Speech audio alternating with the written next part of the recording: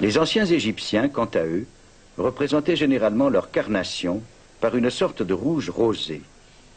Bien sûr, on sait qu'ils se mariaient avec des Asiatiques et surtout avec d'autres Africains. Beaucoup de dames de la noblesse venaient du pays de Nubie et étaient artistiquement peintes en tant que telles. Ce tableau vient de la tombe d'Emaka, femme noire de toute évidence, dont la servante, juste derrière elle, est tout aussi évidemment blanche. Les enfants royaux étaient donc souvent noirs, eux aussi, comme le roi Sénusret, portant ici la couronne blanche de la Haute-Égypte.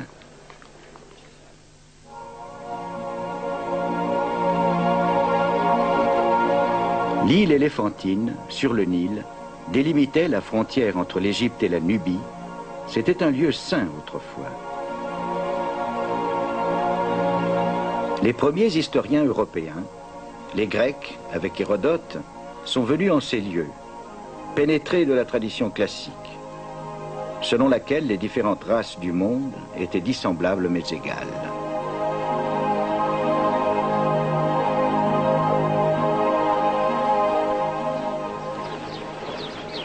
Les Grecs connaissaient bien l'Égypte et étaient persuadés que les Égyptiens d'origine étaient des Noirs du Sud venus s'installer sur les rives du Nil. Hérodote, quant à lui, n'est jamais allé plus au sud, arrêté par la première cataracte.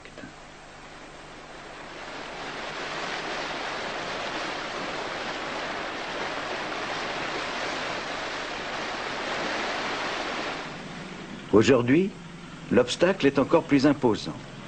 La construction au XXe siècle de 2 grands barrages sur le Nil a non seulement inondé des temples, comme celui de l'île de Philae, mais aussi la terre historique de Nubie sur plus de 300 kilomètres. Cela anéantit toute possibilité de poursuivre d'autres fouilles archéologiques.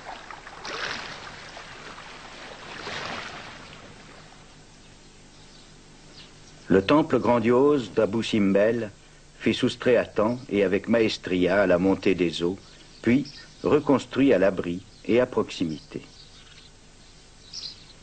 Mais ce ne fut pas tout. In extremis, tandis que le niveau des eaux montait, les archéologues de l'université de Chicago excavèrent de très remarquables témoignages à Custul, de l'autre côté du lac artificiel, sur le plateau où se dresse à présent le temple d'Abou Simbel. Ces témoignages indiquent que c'est ici, en Nubie, que se trouve le plus ancien royaume du Nil. L'ancêtre, en fait, des royaumes d'Égypte plus récents. Cet immense monument dédié à Ramsès II, construit probablement il y a plus de 3000 ans, est relativement moderne. Cependant, et ceci est significatif, Ramsès fit construire son grand temple ici, très au sud, en Nubie. Peut-être parce que sa reine favorite, Néfertari, était nubienne.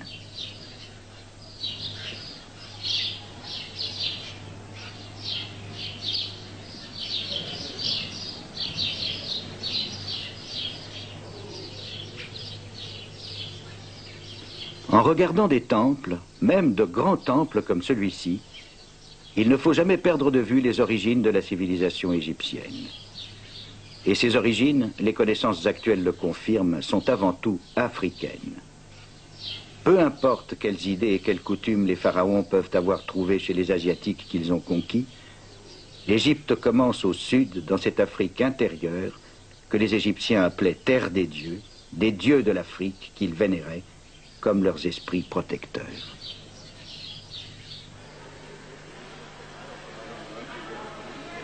Puis, les conquêtes égyptiennes cessèrent. 4 siècles plus tard, ce fut au tour des rois de Nubie, en marche vers le nord, de soumettre le pouvoir égyptien.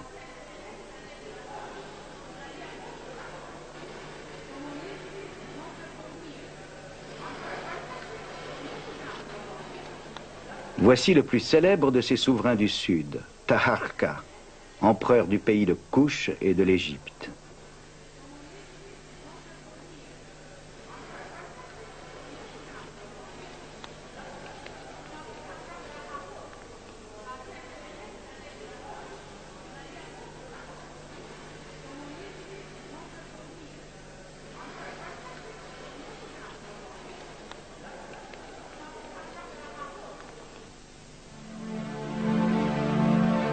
Vers 650 avant Jésus-Christ, les rois nubiens qui avaient soumis l'Égypte allaient se retirer vers le sud, à Napata, puis vers la nouvelle capitale de leur royaume Kush, Méroé.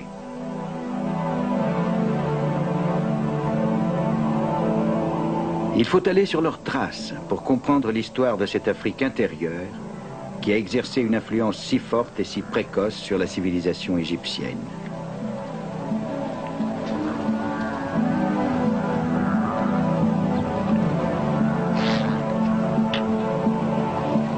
La cité de Méroé se trouvait à 1500 km au sud de l'ancienne frontière, en plein cœur de l'Afrique.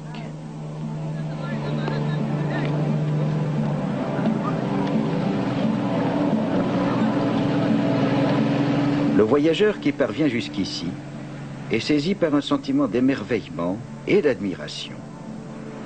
Dans ce désert sans pitié, comme découpé dans la montagne, se dresse l'une des plus surprenantes découvertes de l'histoire de l'Afrique. Les ruines d'une civilisation perdue apparaissent à l'horizon comme naufragées dans les sables du temps.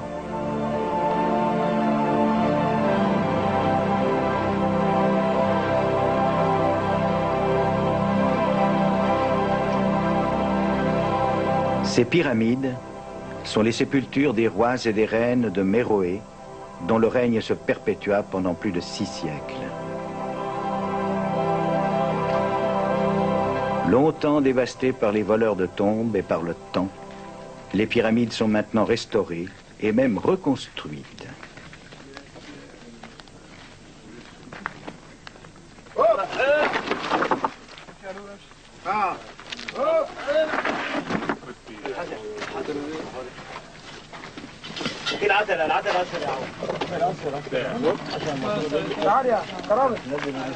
La civilisation méroïtique demeure une énigme.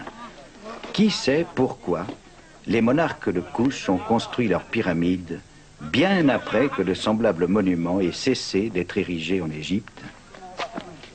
On a pensé que tout cela n'était qu'une pâle réplique provinciale de la grande civilisation égyptienne, notamment parce que les pyramides de Méroé sont moins anciennes et moins massives. En fait, c'était bien plus qu'une copie.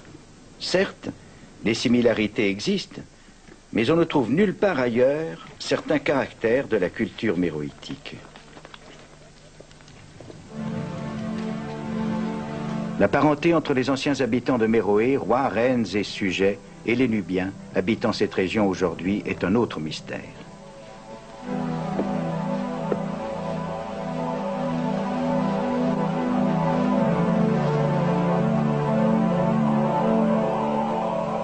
Leur image est gravée dans la pierre. Mais comment était-il vraiment?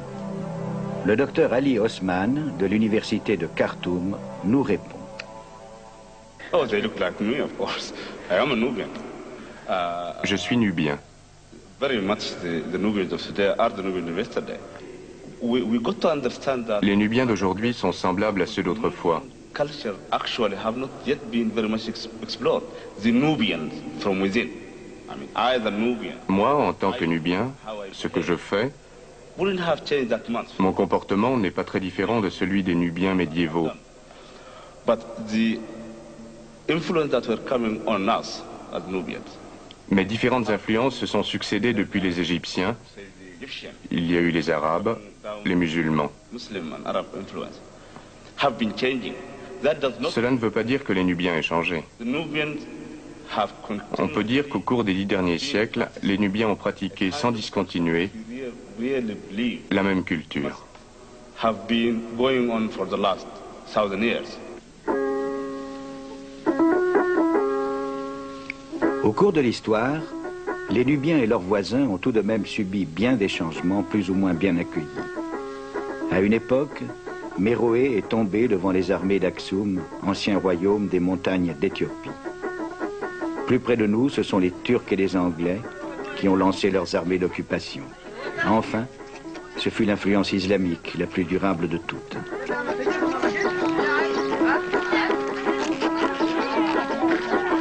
À travers tous ces bouleversements, les Nubiens ont fait mieux que préserver leur identité. Ils ont si bien absorbé les influences étrangères qu'eux aussi eurent un impact culturel profond sur leurs voisins.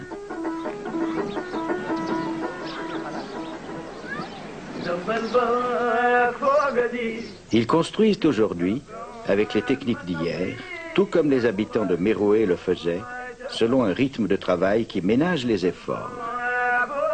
Les murs de torchis défient la chaleur écrasante de l'été nubien.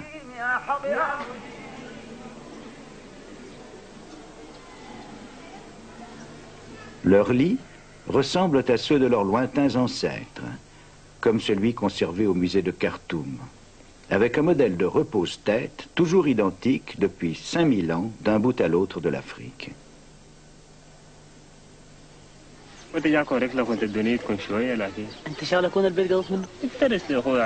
Les scarifications de ces visages, signes d'appartenance au clan, figuraient déjà sur le bas-relief d'une pyramide avoisinante.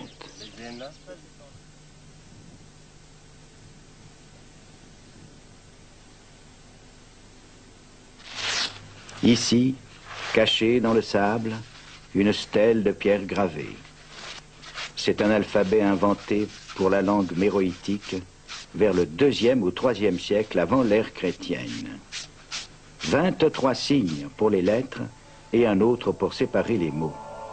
Un des plus anciens alphabets et toujours une énigme à ce jour.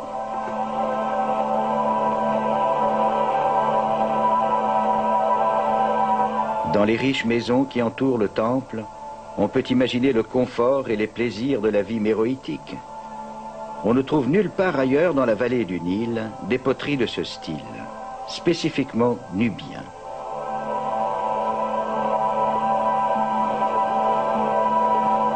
À une demi-journée de voyage de Méroé, en transport moderne, dans le sable et les rochers du désert de Boutana, il y a un autre site dont les monuments en pierre sont dédiés aux dieux de Couche et non aux dieux d'Égypte. Ce lieu s'appelle Mozawaret aujourd'hui.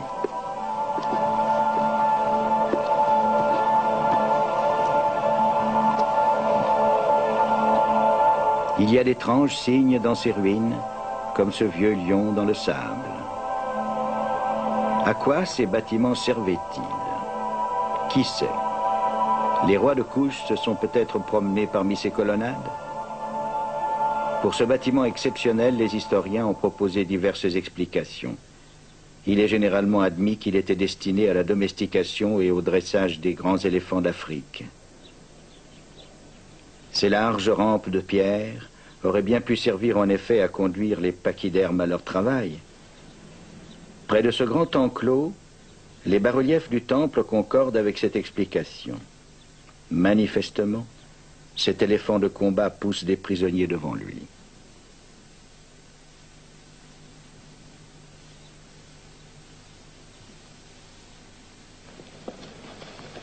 On peut admettre que la domestication de l'éléphant d'Afrique, plus grand et plus difficile à dresser que son cousin des Indes, ait été une spécialité des Couchites de Méroé. Par ce dressage, ils firent du plus grand animal sauvage africain le tank de l'ancien monde, l'ancêtre de nos modernes chars d'assaut. Lorsque, franchissant les Alpes, Hannibal envahit l'Italie romaine, il avait 38 éléphants de combat. La compétence des dresseurs d'éléphants de Mozawarat a peut-être contribué à ce légendaire exploit. Cette tête sculptée dans la pierre rappelle combien l'éléphant faisait partie de la vie à Méroé.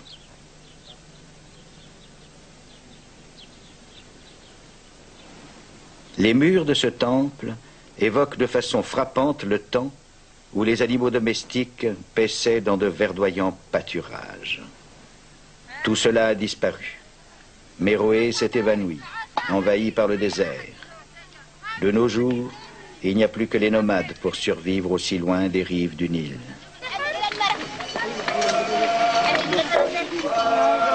De mémoire d'homme, on n'a jamais vu ce puits à sec.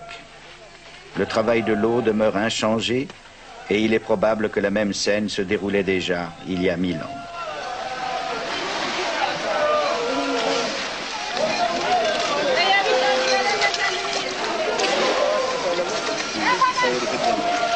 Fier et autonome, ce peuple vit à l'écart du monde moderne.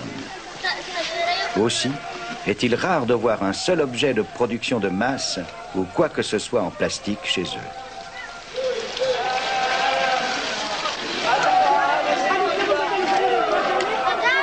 Les voyageurs européens ont souvent commis l'erreur de juger le degré de civilisation des peuples en fonction de la quantité de leurs biens matériels.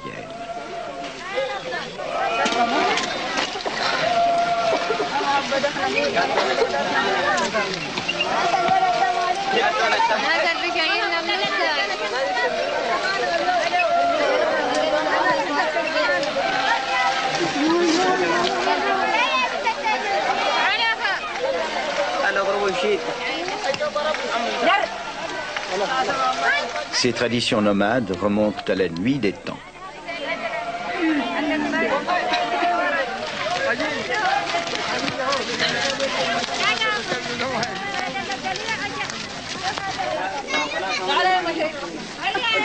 Leurs anciens dieux ont échappé au sable et sont toujours présents. À Naka, l'interpénétration des influences locales et extérieures est encore plus remarquable. Netekamani, roi victorieux, est gravé dans le plus pur style égyptien.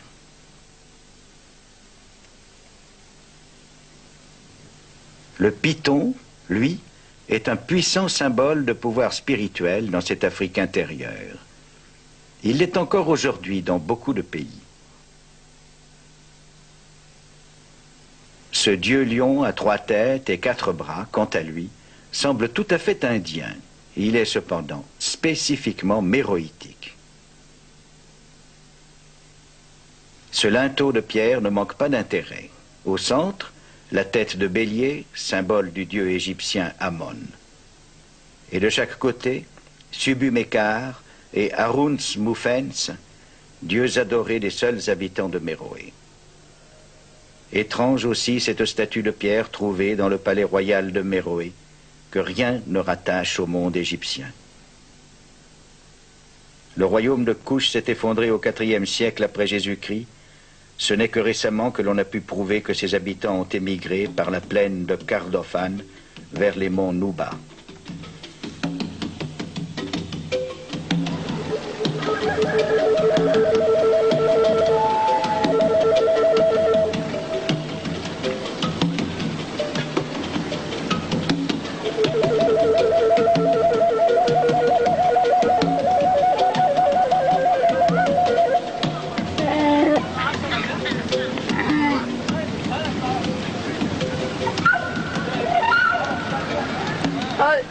Moins influencés par l'islam que les Nubiens, les habitants de cette région présentent un intérêt considérable pour les historiens, car leur mode de vie est peut-être resté plus proche de celui de leurs ancêtres.